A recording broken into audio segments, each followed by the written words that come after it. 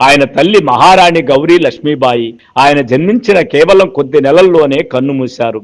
ఆ సమయంలో తిరువంకూరు రాజ్యంలో వారసత్వ చట్టాలు మరుబక్కత్తాయం, మేనల్లుడి లేదా మేనకోడలి వారసత్వం అనే వ్యవస్థపై ఆధారపడి ఉండేవి.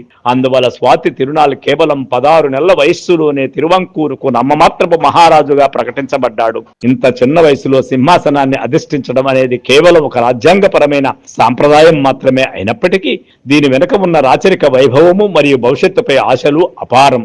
బాల్యంలో రాజ్యాన్ని ఆయన అత్తగారైన మహారాణి గౌరీ పార్వతీబాయి రాణి రీజెంట్ గా పాలించారు.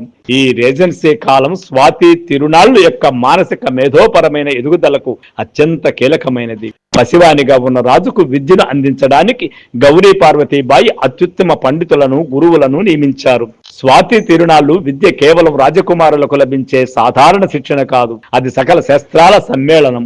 ఆయన కేవలం మాతృభాష అయిన మలయాళంలోనే కాక సంస్కృతము, తమిళము, తెలుగు, కన్నడము, హిందుస్థానీ, ఆశ్చర్యకరంగా ఇంగ్లీషు, లాటిను, పర్షియన్ భాషల్లో కూడా ప్రావీణ్యం సంపాదించారు. ఒక రాజుకి ఇంతటి భాషా పరిజ్ఞానం ఎందుకు అవసరం?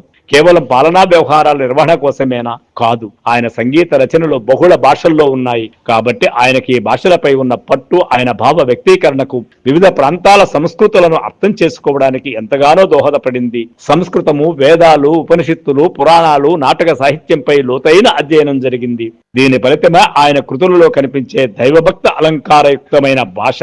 సంగీతము, కర్ణాటక సంగీతంతో పాటు హిందుస్థానీ సంగీతంలో కూడా శిక్షణ పొందారు. ఇది ఒక దక్షిణాది రాజుకు చాలా అసాధారణమైన విషయం. సుప్రసిద్ధ సంగీత విద్వాంసులు తంజావూరు నలుగురు సోదరుల్లో ఒకరైన వడివేలు ఆయన ఆస్థానంలో చేరి ఆయనకు శిక్షణ ఇవ్వడమే కాక ఆయన రచనలను మెరుగుపరచడంలో కీలక పాత్ర పోషించారు.